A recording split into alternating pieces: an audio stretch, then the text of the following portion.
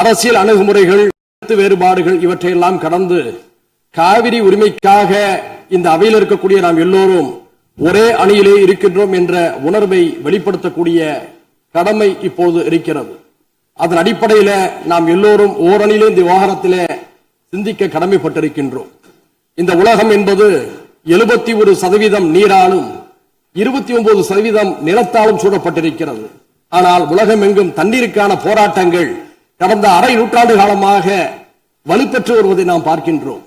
நம்முடைய இந்திய திருநாடு பல்வேறு இனங்கள், மொழிகள், பிராந்தியங்களை கொண்ட ஒரு துணைக்கண்டமாக இருக்கிறது.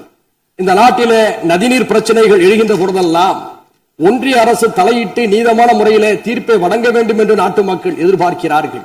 ஏனென்று சொன்னால் ஒரே நாட்டிலே வாழக்கூடிய ஒரே நாடாளுமன்ற தத்துவத்தை ஏற்றுக்கொண்ட நமக்கு மத்தியில நதிநீர் பிரச்சனையின் காரணமாக பிளவு ஏற்பட்டுவிடக் கூடாது என்ற அச்ச உணர்வு ஜனநாயக சக்திகள் எல்லோருக்குமே இருக்கிறது.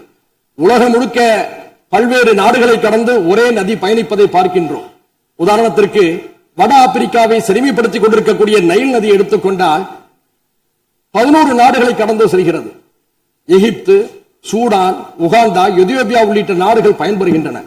அந்த 11 நாடுகளை கடந்து செல்லக்கூடிய அந்த நைல் நதிக்கு மத்தியில பிரச்சனைகள் ஏற்பட்டால் அதை தீர்ப்பதற்காக நைல் பேசின் இனிஷியேட்டிவ் என்ற ஒரு அமைப்பு, நிர்வாக அமைப்பு செயல்பட்டுக் கொண்டிருக்கிறது. பல்வேறு நாடுகளுக்கு மத்தியிலே ஒரு நதி பாய்கின்ற போது அதை தீர்ப்பதற்கு ஒரு கூட்டுக்குழு ஏற்படுத்தப்பட்டு ஒரு ஒருமைப்பாடு நிலைநிறுத்தப்படுகிறது என்று சொன்னால், ஒரே நாட்டிலே பாயக்கூடிய நதிகளுக்கு மத்தியிலே பிரச்சனை ஏற்படுகின்ற போது ஒன்றிய அரசும் அதை சார்ந்தவர்களும் நீதமான ஒரு தீர்ப்பை வழங்க வேண்டும் என்றுதான் நாம் எதிர்பார்க்கின்றோம். அந்த அடிப்படையில் இதே மாமன்றத்தில் 6/12/2018 ஆண்டு அன்றைய அரசு இதே போன்ற ஒரு தீர்மானத்தை மேகதாதுவுக்காக கொண்டு வந்த போது நானும் அதை ஆதரித்து பேசினேன். இப்போதும் அதே பிரச்சனை எழுந்திருக்கிறது. இந்த பிரச்சனை என்பது 4 மாநிலம் தொடர்புடையது என்பதை மறந்துவிடக் கூடாது. கர்நாடகா, கேரளா, தமிழ்நாடு, புதுச்சேரி என்று 4 மாநில மக்களும் இதிலே பயனடைகிறார்கள். இந்த நேரத்தில் கர்நாடக அரசுடைய புதிய முதல்வராக இருக்கக்கூடிய சிவகுமார் அவர்கள் சமீபத்தில் ஒன்றிய நீர்வளத்துறை அமைச்சர் பாட்டீல் அவர்களை சந்தித்து காவிரியின் குறுக்கே மேகதாதுவிலே அணை கட்ட வேண்டும் என்று கூறியிருக்கிறார். இது உச்ச நீதிமன்றம் வழங்கிய தீர்ப்புக்கு எதிரானது. காவிரி மேலாண்மை ஆணையம் இதை நிராகரித்திருக்கிறது என்ற உண்மையை நாம் உணர்ந்து கொள்ள வேண்டும். அவர்களுக்கும் உணர்த்த நாம் கடமைப்பட்டிருக்கின்றோம். இந்த நேரத்தில் நாம் வைக்கக்கூடிய கோரிக்கை என்னவென்று சொன்னால், காவிரி மேலாண்மை ஆணையத்துடைய ஒப்புதலின்றி காவிரியின் குறுக்கே எந்த நடவடிக்கையும் எடுக்கக்கூடாது என்று தெளிவாக கூறப்பட்டிருக்கிறது. உச்ச நீதிமன்றத்துடைய வழிகாட்டலோடு அமைக்கப்பட்ட அதிகாரப்பூர்வமான அமைப்பு தான் காவிரி மேலாண்மை ஆணையம்.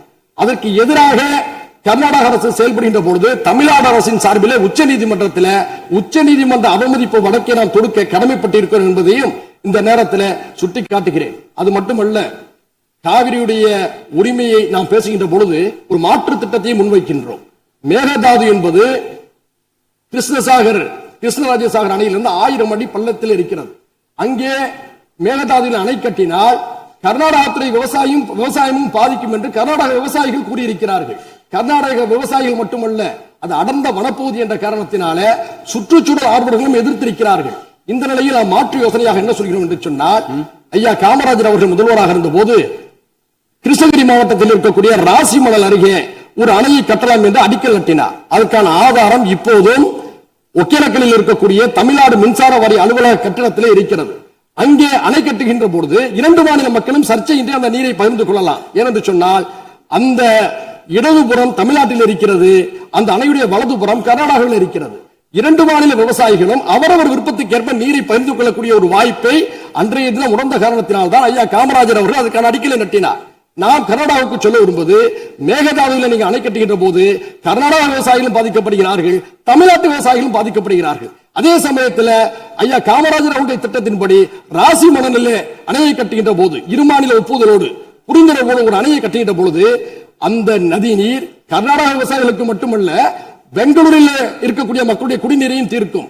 தமிழ்நாட்டில் தஞ்சை சமவெளி விவசாயிகளுக்கு மட்டுமல்ல, ராமநாதபுரம் தொடங்கி சென்னை வீராணம் குடிநீர் வரை பயன்படுத்தக்கூடிய நம் எல்லோருக்கும் பயனளிப்பதாக இருக்கும். எனவே 2 மாநில மக்களும் நலன் தரக்கூடிய அந்த திட்டத்தை பரிசீலிக்காமே தவிர மேகதாதுவில் அணை கட்டக்கூடிய முயற்சி என்பது உச்ச நீதிமன்றத்துடைய தீர்ப்புக்கு எதிரானது என்ற அடிப்படையில் இந்த முதல்வர் அவர்கள் முன்மொழிந்திருக்கக்கூடிய இந்த தீர்மானத்தை மனிதநேய ஜனநாயக கட்சியின் சார்பில் வழிமுடிந்து அமர்கிறேன். நன்றி.